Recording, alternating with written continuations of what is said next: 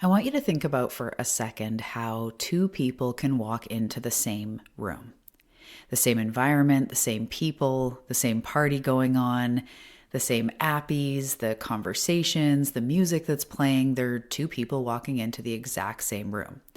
And one of them at the end of the night is feeling energized, feeling inspired, feeling like that was an awesome night, connecting with friends, so many laughs, the food was great, it was awesome. Everything was, perfect. It was awesome. The other one walks out feeling drained, feeling judged, feeling like, ugh, I could not wait to get out of there. And maybe they even felt like the food was subpar, the music was way too loud, there was way too many people there with like the wrong vibe. They did not have a good time. And this is the same room, but completely different realities. And when you think about these types of situations and how two people could get into a brand new car, one person feels like this is my dream car. This is incredible. The other one's like, ugh, this is way too big or way too leathery or way too, whatever it is. That could be one person's dream car and one person's nightmare car. Think of, for example, a Tesla or a Tesla truck, right? Some people, that's their dream car. Other people, it gives them a physical no reaction feeling. So what is going on here? Is this dish the best dish, in town, or is it the worst? If you go look at the reviews, you're going to see both. What is going on here? This is not random, and that's what we're going to talk about today. We're going to talk about how we are living in a simulation, and I'm not going to go fully into the matrix and all that kind of stuff, but more the actual reality. The facts of how we are living in the center of our own reality, and how Neville Goddard talks about the world is you pushed out. So we're going to talk about this from a few different angles. We're even going to talk about the brain.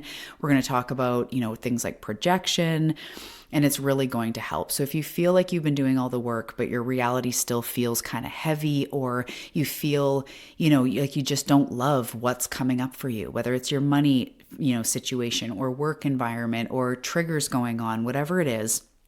If you're experiencing these things, especially if you're experiencing looping patterns or you're feeling in any way out of your power, meaning, maybe you feel like you don't have the power to change this, or no matter what you do, this keeps showing up. Or maybe you're just curious about this stuff and making the best life for yourself possible. Whatever you're going through, this is definitely for you, because it's time to step deeper for all of us into being the deliberate creator of our reality, because we are. And I truly believe in all of consciousness and humans. Right now, our consciousness is expanding. We're learning more. We're realizing more. We're becoming awake and aware to more. And this is where it's leading. I believe that there's more people waking up all the time to things that some of us have known about for decades. How we really are the creator of our reality. Yes, there are things like the law of attraction or the law of correspondence, or, all these other universal laws that really do exist that prove this. And as I said, we're going to talk about from the brain to our emotions to these physical laws, to really put the power back in your hands, to put the keys back in your hands, because you are the one driving the bus. You can decide if it's the worst party you ever went to, or something that, was a really expansive time. You can decide if you're in a good place right now or a bad place right now. You are the one that can control these things. And we're going to talk about it not just from a go out and change your life, but how do we actually do that? Because it's one thing to say, like, you create your reality, now go, like, see you in the next episode. But we're going to bring it down to the ground, as I like to do, to really break it apart and really talk about it. So I am excited for this episode. And if you are new here, hello, hi, welcome to the Awakening Her podcast. And for those of you that aren't new, welcome back.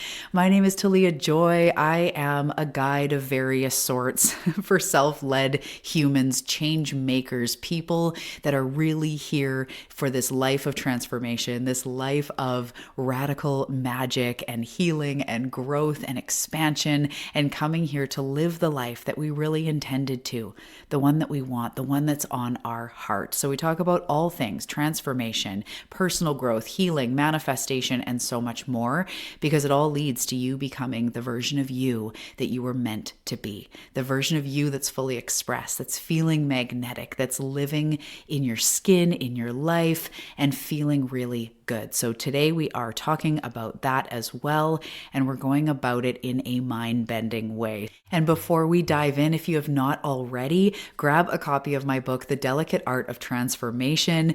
It is such a fun and real and mind-bending in itself guide to self-growth, to personal transformation. It will take you from where you are into bridging the gap into your next level. And it's a book that you can read and reread, and the chapters are short, so you can go back and be like, what did she say about looping patterns, and what about the inner child, and really how to take all this stuff that you've learned and move it forward in your journey. So it's available on Amazon. I'll put the link below. It's available worldwide. Grab a copy. I would be so honored if you did. And if you've already grabbed a copy, please remember to write a review on your Amazon. It really does make all the difference.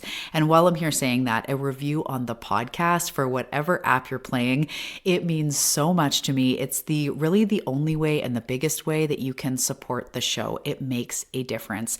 Every little digital, vote, a 5-star review or a comment, it really, really goes far. So I thank you so much for doing that if you find value in this show. Okay, with that, I really now have nothing else to say. Let's dive into the episode. I'm so excited. So take a deep breath. Drop your shoulders, maybe take a sip of water, and let's dive in.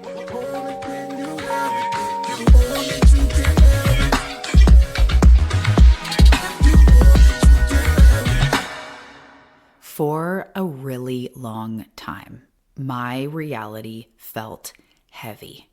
From the time I can remember as a kid, I struggled with myself, with being quote unquote too sensitive. I had pain when I was 12 in my back and in my body. I was bullied. I've talked about my story for those of you that have listened to the podcast, but my reality never felt easy. I felt deeply emotionally in turmoil. I went to counseling when I was young. I went to therapy when I was young.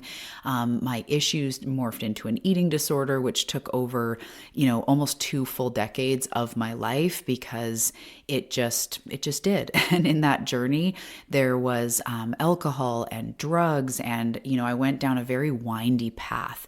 It wasn't easy for me to feel grateful in my life and be powerful and sparkly and live in the life, live in the dream. That was never my reality. In fact, way back in the day, if any of you are around my age, millennial-ish or whatever, you remember like instant messaging and some of the original sort of what became like Facebook and all that. But there was different little messaging things. There was like ICQ and I don't even remember now some of the names. Anyway, I would have like chat names or screen names like back in the day. I know that still exists, but this was way back. And I would always have mine be struggle. So sometimes it was like struggle 44 or whatever, because I really did feel like when it came down to it, I don't know what else to call myself. I was struggle. That was what I felt. It was struggling emotionally, struggling in my body. Everything just felt hard. I felt like I didn't fit. And personally in my life, I'm always like, I perceive that I'm always the weird one. Like I'm left-handed. My blood type is the most rare. I have curly, wild hair. My friends all had blue eyes and I have brown eyes. I've always felt like, even being like a double Scorpio, I felt like mysterious and angsty and like I didn't belong. Now finding out human design reflector, it's hilarious for any of you that know human design. But no matter how I look at it, whether it's like I'm the empath in the room, I'm the sensitive, I've always just felt different. And when I say like, hey, I'll be the left-handed weirdo in the corner, like I mean it. I have always felt like I didn't fit in. And even in high school when I had friends and I was funny and super cash and, all that, I always struggled in my skin. I always felt insecure. I always was so critical of myself and, like, why'd you say that? And don't be this and don't be that. And I remember when I was in elementary school, I believe it was grade 5, I had a really good friend. And I remember at the time I asked him, I said, like, what do people say behind my back? And he's like, what do you mean? I'm like, well, when I leave a room, like, do people talk about me? He's like, I don't know. Like, we're literally in elementary school and like so cripplingly self-aware. But anyway, I'm like, well, can you like tell me if people start saying things about me? Because these were the words that came out of my mouth. I said, I don't want to be too much of anything to anyone.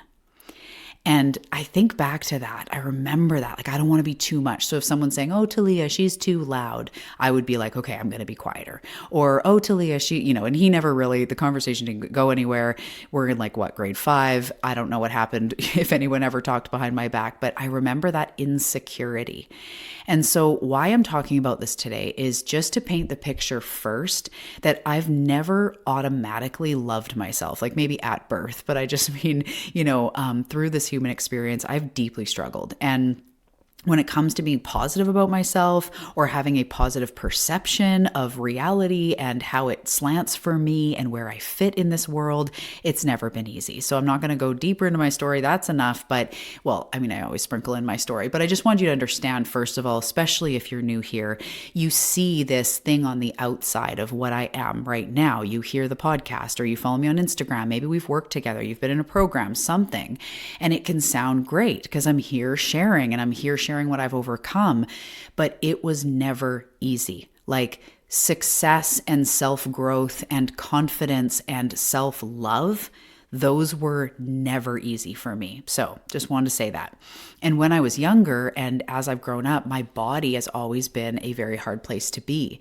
All those things about being even an empath and having pain and then, body image issues and all this stuff, my body was always tight. My body was always overwhelmed and overstimulated. And I now thankfully work with that every single day. Doesn't mean it's gone, but now I have tools that I can work with it so my body isn't so tight or isn't so overstimulated. But that's kind of my default mode if I don't sort of shift myself into a new state. So anyway, I was always in my head. I was always trying to figure it out.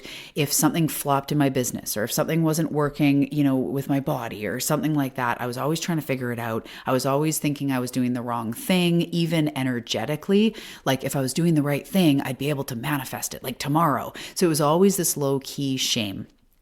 I always felt like I was an impossible puzzle that like couldn't be put together or I hadn't cracked yet.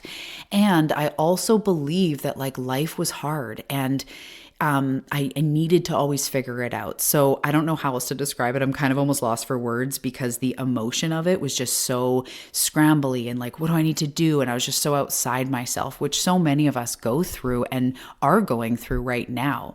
So adulthood and growth and healing, it was just exhausting and hard and stressful. And I kind of felt like I just had so much stuff I'd been through. Where do I even start? How do I even heal this big thing? So anyway, for a long time, that was my life. And I was moving forward. And I know you can relate to this in times in your life where those times led to, the counseling I was talking about, the therapy, the realizations about my inner child or my shadow, and all that stuff was so important.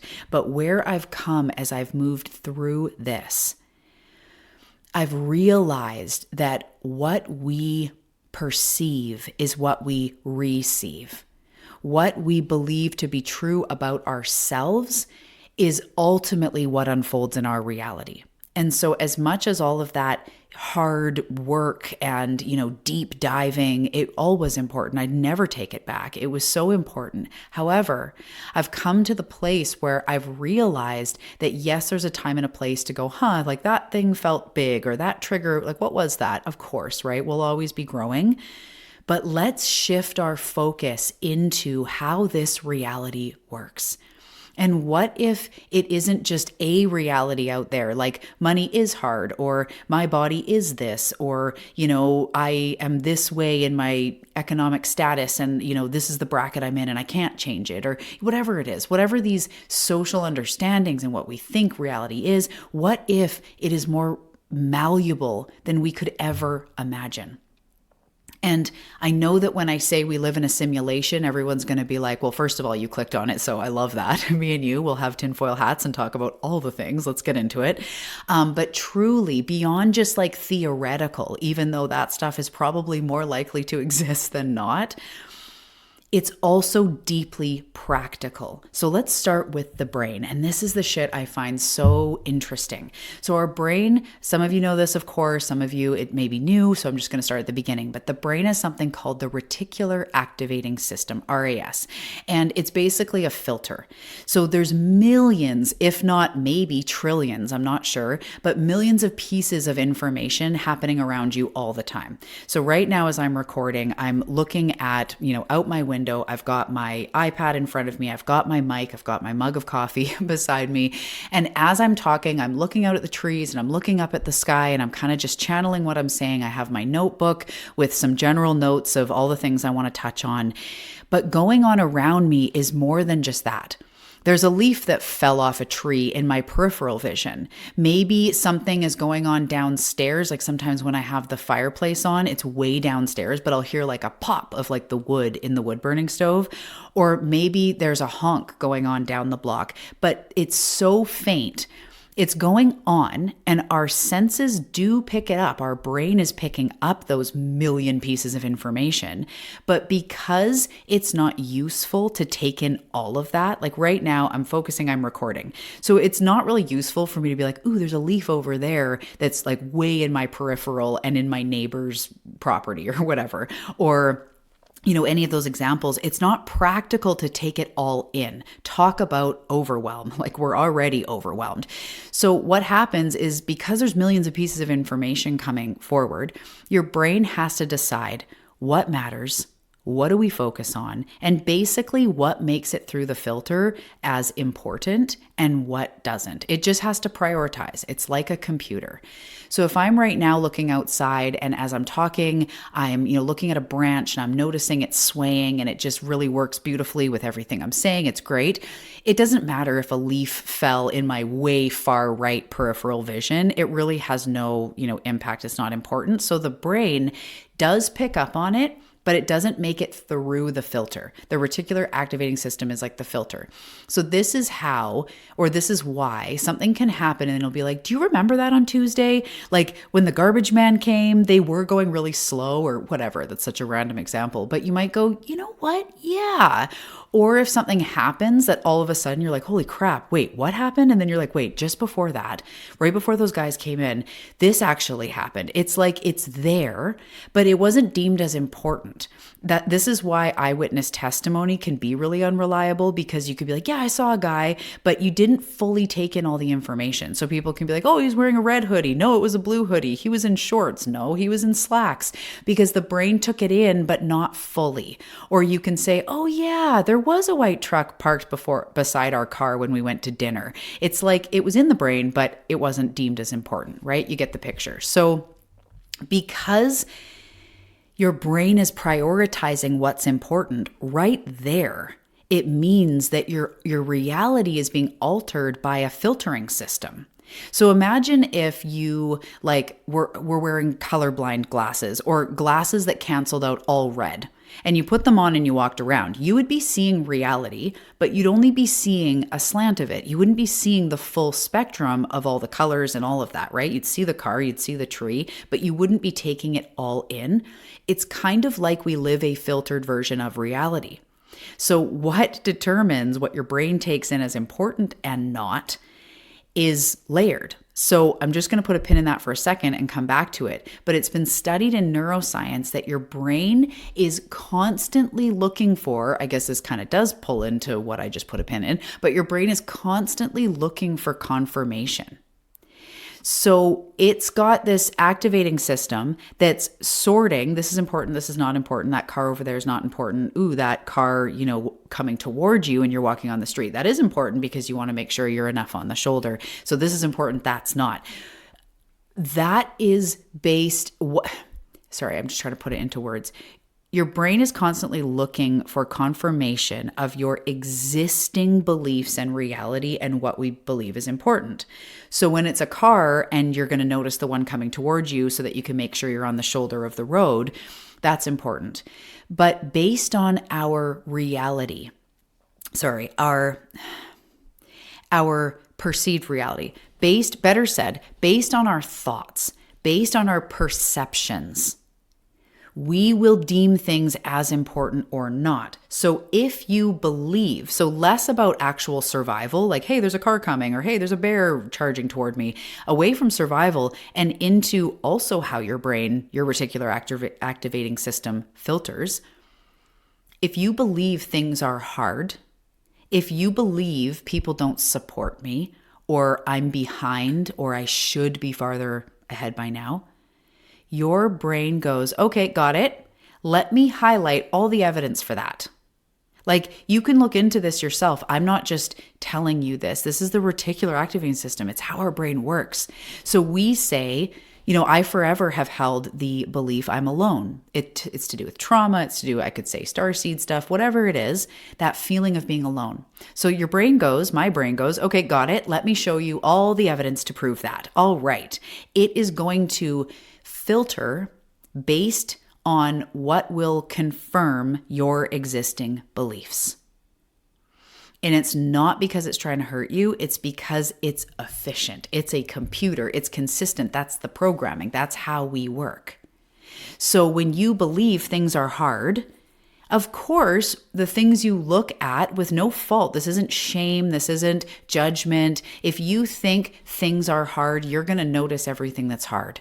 When we are hyper-focused on how frickin' expensive groceries are, every trip to the grocery store, you're going to be like, oh my God, like $10 for peanut butter, $7 for bread, what is happening? Whereas if you had a perception of, it is what it is, I'm going to choose wisely at the store, I came with a budget, let's see what I can get, whatever it is, you're not hyper fixated on, oh my gosh, $12, oh my gosh. That's just a small example. But when it comes to the reticular activating system in your mind, you will actually see and experience things that back up your beliefs.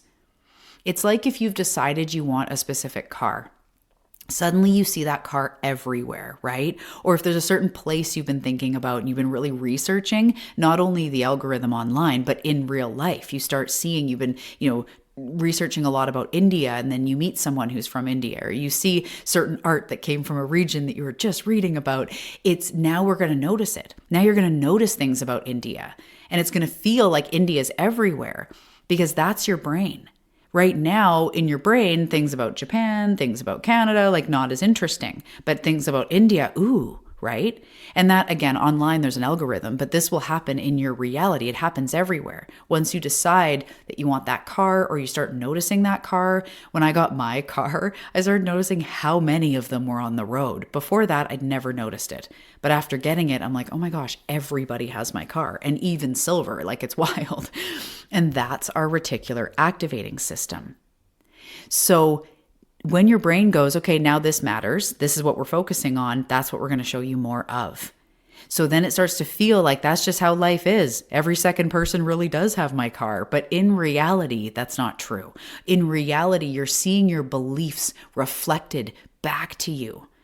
And I've used this example on the podcast many times over all the years. If you had an experience, say in a relationship with a man, or you had several relationships where men were unfaithful, you could hold a belief, maybe even your mom told you this, society, somebody kept telling you this, men can't be faithful. And I've heard people say that, like no man can be faithful. That's a pretty strong belief. However, when you go out in reality, you're going to see it. The friend who, was cheated on in a show, you're going to notice it and be like, yeah, that's totally how guys are. And then even if you meet someone new and they seem great, you're going to be like, yeah, we'll just wait. Like they can't be faithful forever. Eventually it's going to happen. And this is how we start to slant life. And meanwhile, that belief came in this fictitious example, but I've seen this so many times in friends and clients, and of course with my own beliefs with different things.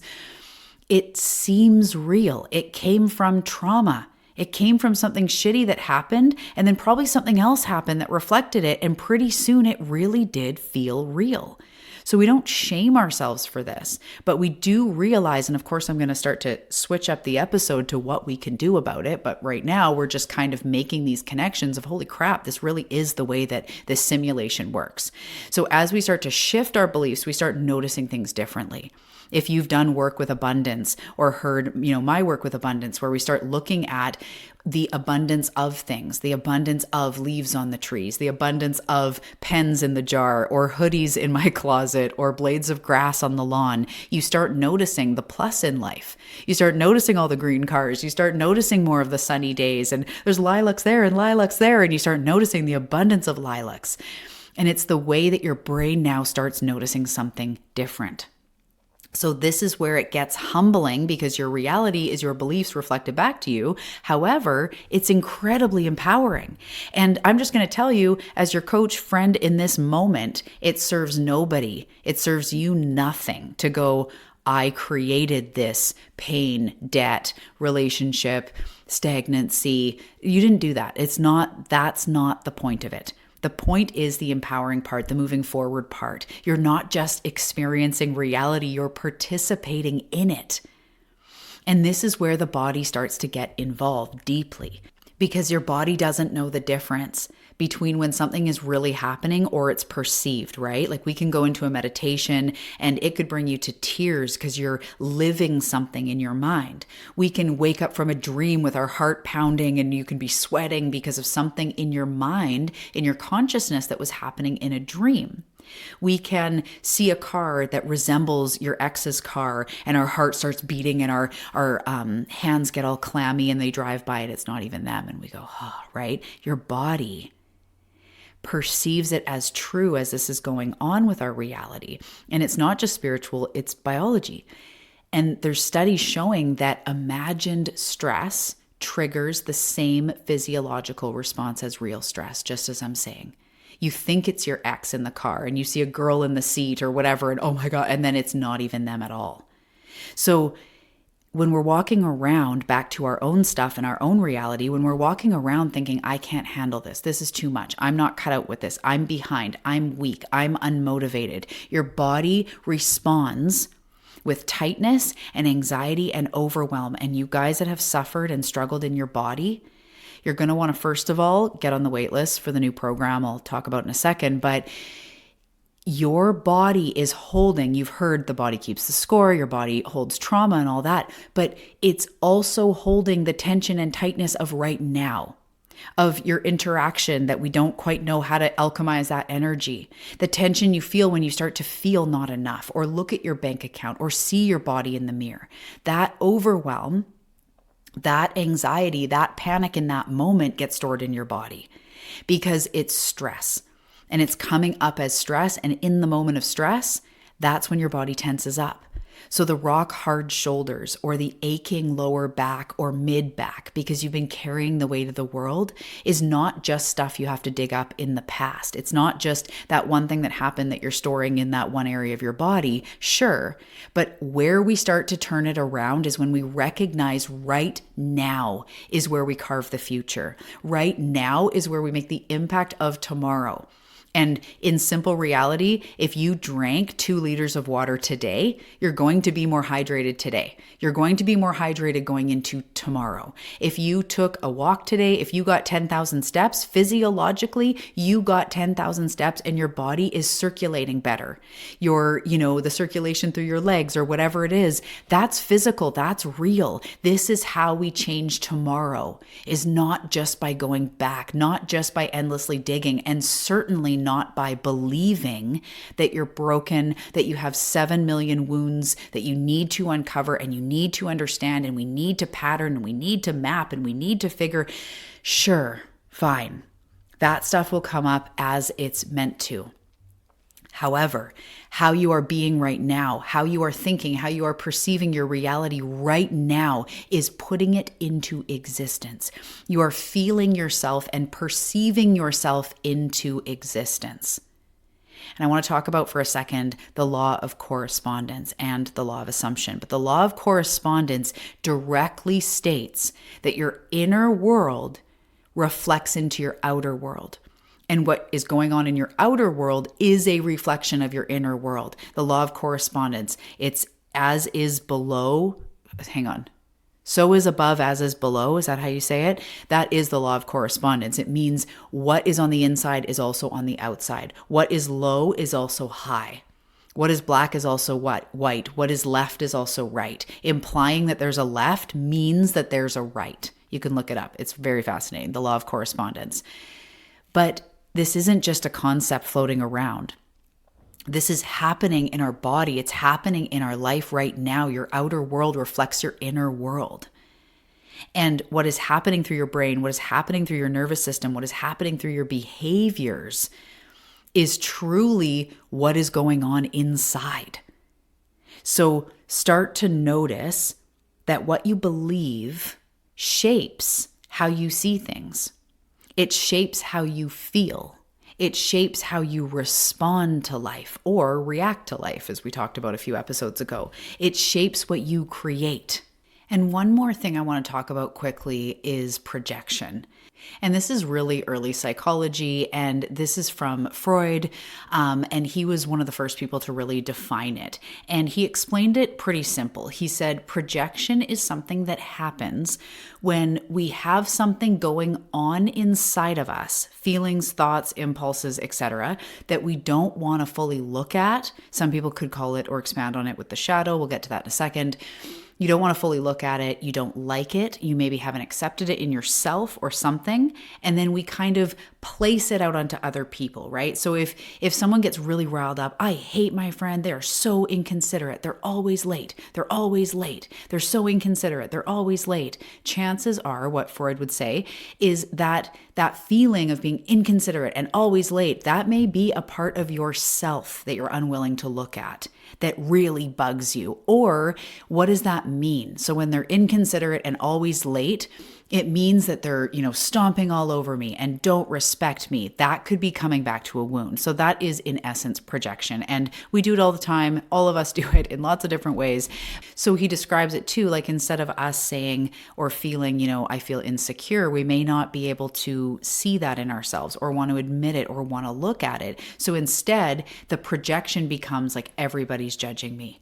And I've been there a million times, like at the beach in my bathing suit, everybody's judging me. Everybody's thinking I'm this and that. And that's really projection coming from I feel insecure. So even what Freud's talking about points back to what is going on within you gets displayed in your external world. Because then Carl Jung came in after Freud and expanded it further, where he talked about how, projection isn't just a defense mechanism, but it's how the unconscious mind shows itself. So it's really just an extension of the same thing Freud's talking about, almost like he would talk about how it's almost like our outside world becomes a mirror for what hasn't been fully seen on the inside, or just simply what's going on the inside. So if our life is filled with richness and abundance and, all of this, it means that inside us, we feel abundant, we feel safe, we feel secure, we're in alignment with that. So when we put these things on other people or we experience these things that are really frustrating, it is a mirror for what has not fully been seen inside. So Jung talks about how when we're projecting, we're actually meeting parts of ourselves that we haven't fully integrated. So yeah, I know it gets deep, right? And it's funny because in one breath, I'm saying, don't try to decode yourself. And then I'm telling you, every little thing you do is attached to something else.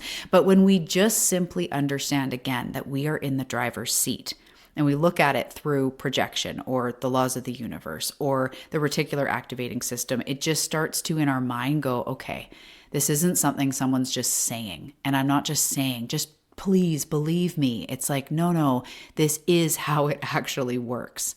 And I need to remind myself of this. And I remind my clients of this. And right now, reminding you of this. You are truly in the driver's seat. So what you believe dictates what you notice, then dictates how you feel, which then dictates how you respond, which then dictates how you create. So if your reality feels heavy in any way right now, you're not doing something wrong. You maybe have been looking at that area of life through the lens that has been reinforcing that experience. And I work with people who are self-led. Often we've got parts of life that we are rocking. My clients are powerful human beings. They've overcome, they've healed. A lot of them have businesses, or they, career driven, or they're moms, or they're creatives, or whatever it is. Badass. And there are areas of life where sometimes feel really stuck. Like clients will be like, I'm doing this, but like I've never been able to tap into wealth, into money, or this one pattern, or it's my health, it's my body. These are often key lenses that we've been carrying that are reinforcing over and over our experience. So if you feel like it's like, I don't know, like I've been doing so much, trying so much, it's not a lack of effort, and something is still looping, all of the journaling and healing and sometimes quote unquote fixing your life is sometimes put on top of the belief of or not even the belief, but the experience of I'm overwhelmed, I can't handle more, this is hard. Yet we're trying to be like, okay, but I'm just going to crack through this other thing and I'm just going to do more. And this is an overload. It keeps proving the narrative that it's true to your system, that life is hard, that you have to crack it, and it's overwhelming, but we have to do more, which any of you that know the nervous system and trauma, more is more traumatic. Too much, too fast, too soon is when our nervous system starts flopping over into reaction mode, into stress response. So if we are already feeling overwhelmed, and not in our body and not centered and not grounded and like we can't handle more, yet we're trying to journal and heal and fix all of our life, it continues to reinforce that struggle and that cycle that things are hard.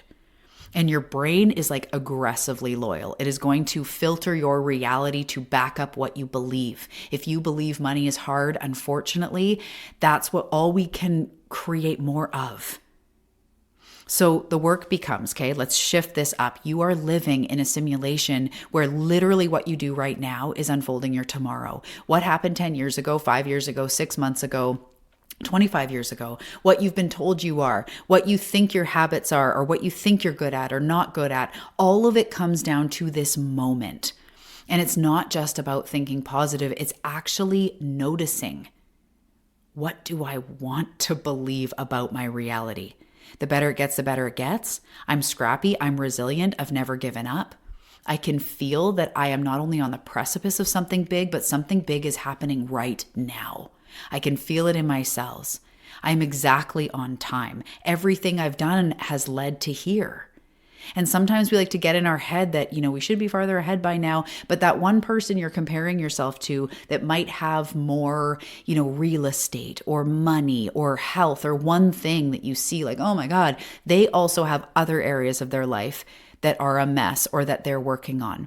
They may not love themselves. They may not be in a loving relationship. They may have a screwed up relationship with money or their parents just like we do or whatever else. So we can't just glamorize and I should be here by now and then just believe it and go forward. And then everything keeps showing us that it's not even true. So what do you want to reinforce into your tomorrows? Are you perfectly on time? Are you fucking powerful? Is this your year, month, week to make it all happen? Are you going all in on yourself? Are you deserving of the life that you desire? Are you going to turn the ship around and put the keys fully back in your own hands? What do you want to reinforce moving forward? What do you want to believe about this reality? Because that awareness alone starts to loosen the grip. And this is where it gets so much deeper. I know we've gone so deep already, but deeper beyond the mind. This is where you actually move along in your spiritual journey. To all of you seekers out there, old souls out there, those of you that are curious and into advancing your soul and, the lessons you came here for and the reality and the magic you came here for and your relationship to source and your inner source and whatever that looks like. This is where we move along on our spiritual journey. Because the way that I perceive it, see if it resonates, our soul isn't just part of this journey so that we can remember the cosmos and the cosmos information and information about past lives or information about our soul.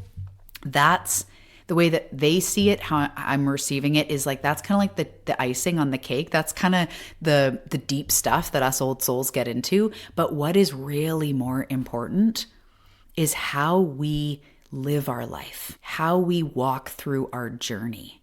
And the soul doesn't just evolve through thinking about life or trying to uncrack or decode or whatever. Trying, efforting. That's not how the soul evolves. It evolves as you evolve. And this is going to, I think, deeply land with some of you.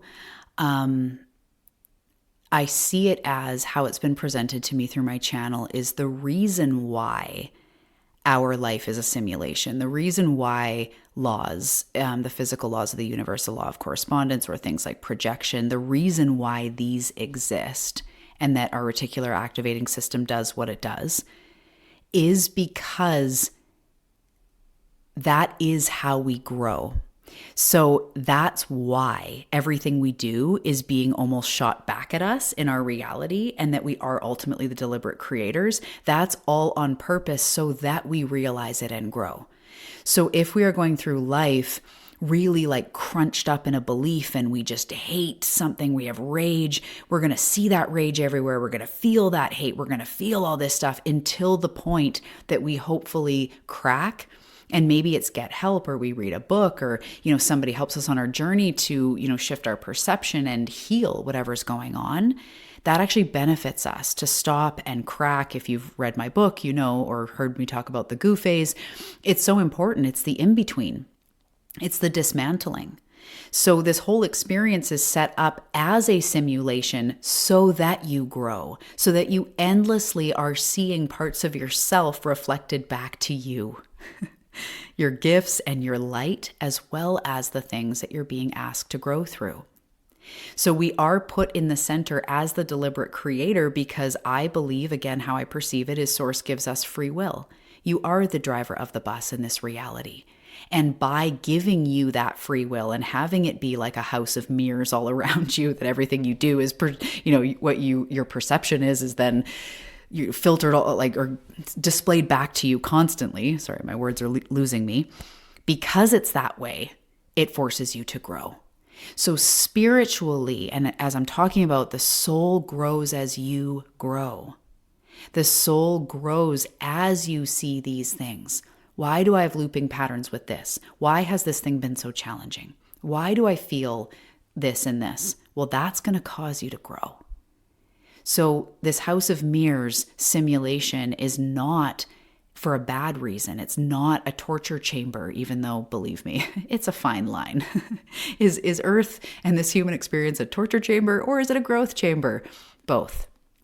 Another tidbit spiritually that I see through my channel is that only some souls choose to come to Earth, especially older souls, because it is such a dense portal of learning. And we learn more in an Earth lifetime than hundreds of lifetimes in other places, because there is so much contrast. There is a house of mirrors. You are your own torture chamber if you choose it to be. You are the one that will either elevate or self-destruct. And that's a tough existence. That's tough. That's a hard sort of, it's like a hard game. Like, you put me in this simulation. That's tough. It's not easy for any of us. But by realizing it, we actually start to grow. And again, your soul doesn't just grow as you access information about your past lives. That's not where your soul really grows.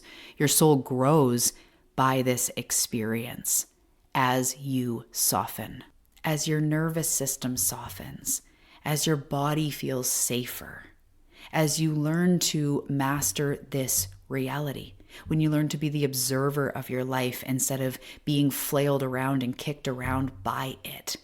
This is where our patterns shift. This is where we evolve. And you literally become somebody who experiences life differently. And you've already done that many times. You already experience life differently than you did 5 years ago, than you did 10 years ago. So you're already on that right track. Same world, different perception. You're experiencing life differently now compared to a few years ago because you're in a different consciousness. Two people can enter the same room and have a different experience. You are having a different experience of this reality. And that's what also shows you that you are in the driver's seat. So from here, we're going to start to anchor this in, because you don't shift your reality overnight, or as I'm saying, by just thinking or just getting information. You shift it by feeling different, experiencing different, responding differently, deciding to have new patterns, new beliefs. And sometimes it can be as easy. I had a client who was adamant that she was not a morning person, but she'd also had little kids and all this stuff. And when we started working together, I encouraged her because she really was attached and wanted to get up early. And we worked through, like, do you even need to get up early? Like, is that, no, she really wanted to. It was peaceful. She felt connected to spirit. So we got to the point where I was lovingly challenging her to do it one day this week, to get up early, and see how it felt. And first of all, she loved it. It was amazing. Her kid didn't wake up and she thought they would. And she got this like half an hour of like with her tea and with her body and with spirit. And it was so beautiful. And fast forward, working together for a couple months, she now was doing that most days of the week. And she's like, I love it. And we had this moment where, as much as this is not, it is a life-changing example for her, because it really did change her day and the way she saw herself. But in real simple terms, she thought she was not a morning person until something came along that shifted her perception of herself. And all of a sudden, she's not really thinking, am I a morning person or not? But she's rocking this morning routine that's changing her life. And now she's saying, I love mornings. It's like the most spiritual time. It's the time I feel most connected to myself. The house is quiet. I love it. So we can think we're not this, we're not that, but tomorrow is a new day. In fact, 1 minute from now is a new minute. Right now is a new second. Right now your cells are listening to what you're giving it. Right now your reality is responding.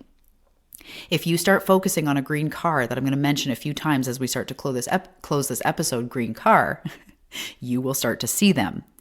So you're going to start to see green cars, and you're going to start to remember how you are the deliberate creator. I created that green car. You created that. When I was saying I was speaking as you. Anyway, you created that by shifting your reality to perceive it. And this is where our reality starts to be experienced differently. Either there are no green cars, or holy crap, they're everywhere.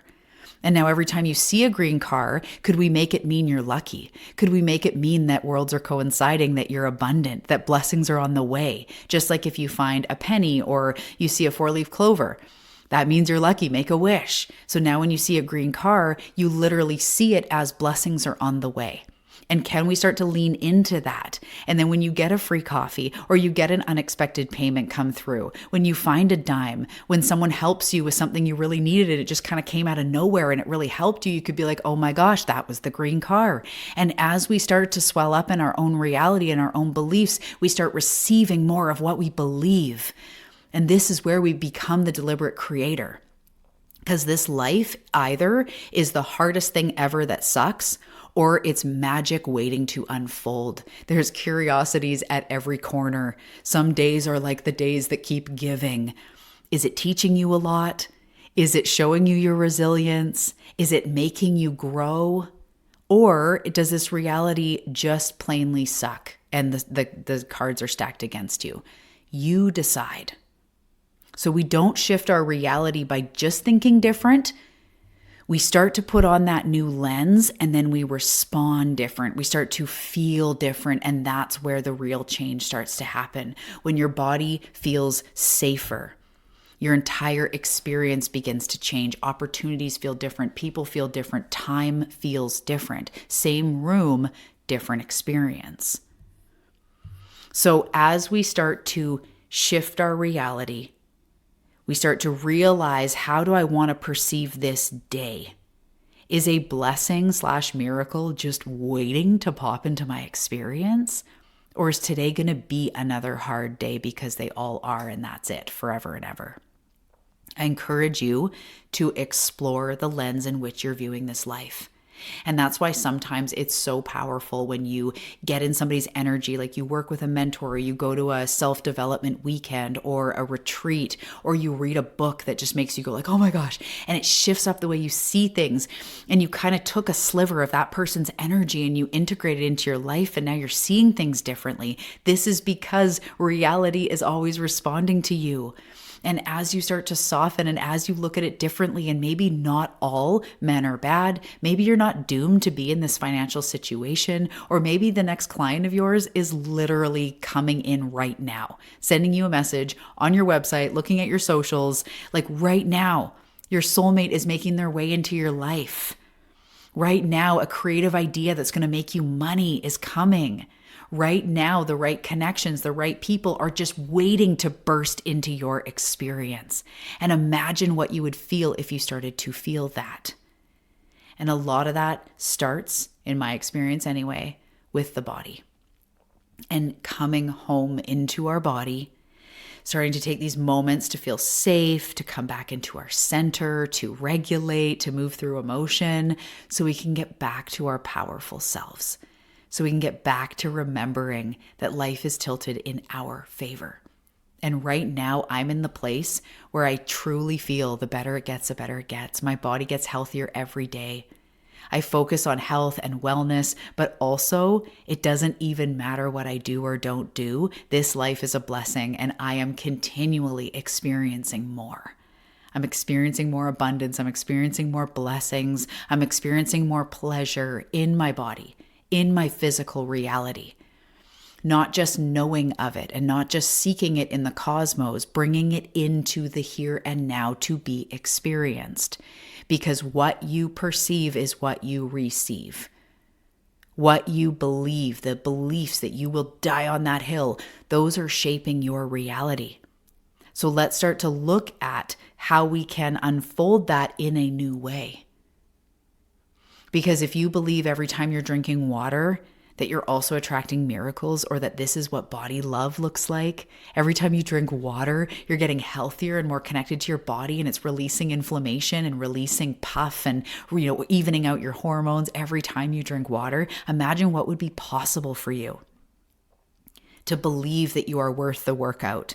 And when you go on this walk, you are attracting miracles and you feel safe in your body to receive that. That is the life that I know I am fully stepping into, and what is next for me as I evolve more on this path. And I know my clients are ready for it too. It's part absolute fucking magic and part very real biology and physiology, and it just keeps getting better. And I know that I knew of a lot of this stuff, but I could not bring it into my body. I was too overwhelmed. I was too focused on really, what was wrong and the pain and the inflammation. And again, no fault of my own. I never shame myself for that, but I'm also in such a better place where my body has physically responded. My bank account, my perception, and the way I interact with reality has physically responded to this shift in energy. I know it to be real. I know it to be true. So you don't just shift your reality by uncovering another thing or unplugging all the blocks or whatever you want to say. You shift it by responding different, by choosing this as the moment that you know blessings are unfolding. And when we start to know that blessings are unfolding and know that we're meant for this and know that we're worthy of it, we start wanting to act in a new energy. So do the thing that's scary. Go on the fucking walk, make the smoothie, and just love yourself. Feel empowered, embodied in your body, and truly realize that we are living in a simulation that you can start projecting a new reality now. And I see it all the time. I see it in my life. I see it in my clients. Radical transformation. And that's how it starts, is who you be right now. The world is you pushed out. So if you are feeling all of this, and especially that body piece, look below in the show notes. I have a very basic page where you can get on the wait list to be on the insider, because everything I've been going through, I am bringing it all together. And we're really talking about getting in the body, from the very tangible and practical nervous system work, understanding how your body acts and reacts. We're even going into nutrition and loving your body and moving your body. Because if you felt like you have had a struggle with either wanting to be more in shape or wanting to heal, as I've talked about before, the inflammation, the pain, feeling like your body is just not in line with who you truly are, and there are some things going on, I definitely recommend getting on that list. Because when we work with ourselves, when we put the self-love and all the healing work into action, into our body, and we start to experience life differently, we feel more rested. We're looking after ourselves. And I know in your mind's eye, your highest self looks after her body. Whether it's, making food at home, drinking water, taking a couple key supplements that really make a difference, exercising, thriving. I know you want to be out there on walking trails and, feeling light in your skin, feeling vibrant in your life and in your nervous system. And that is the key. The nervous system really puts this into play, but we need to understand our body. So in this upcoming program, and also for some of you that don't know, I've been away for 2 years. I've run so many programs, but I haven't done any in the last 2 years. So this is really special. It is coming in hot. It's wacky and wild. There's a whole other thing attached that I'm going to share with you guys soon. But this is about coming home into your body. If you've struggled with body image, with any of these things that we've talked about, it really comes when we bring it all in together. It's not just about isolating it and just trying to lose weight or just trying to go to the gym for 6 weeks or just trying to isolate it. It's bringing it all together and learning how to listen to your body. What is it telling you? What is it trying to say to you? So I'm excited to help you in that journey so that you can experience what I've just experienced in this past year, this mind-blowing transformation physically and emotionally, but through this exact work that we're talking about. So make sure to check the link for that. And just remember that tomorrow is unfolding from right now. So if you close your eyes, take a deep breath and conjure up one emotion that you want more of. Conjure it up right now. Is it peace? Take another deep breath if you need to and really exhale. Is it peace? Is it excitement? Is it health? Is it vitality? Is it calm? Is it abundance? Is it freedom? Just sit in that for a second and feel it duplicating into your tomorrows. And the more times that we touch point with this emotion, the more that will be created. It keeps getting duplicated. So continue to know that, continue to see that. Take many seconds to conjure up more of what you want and start to see it in your reality. I'm so excited for you, and I'm so excited that you were here today for this. Thank you so much for listening to the show, and I will definitely see you in the next episode. Bye.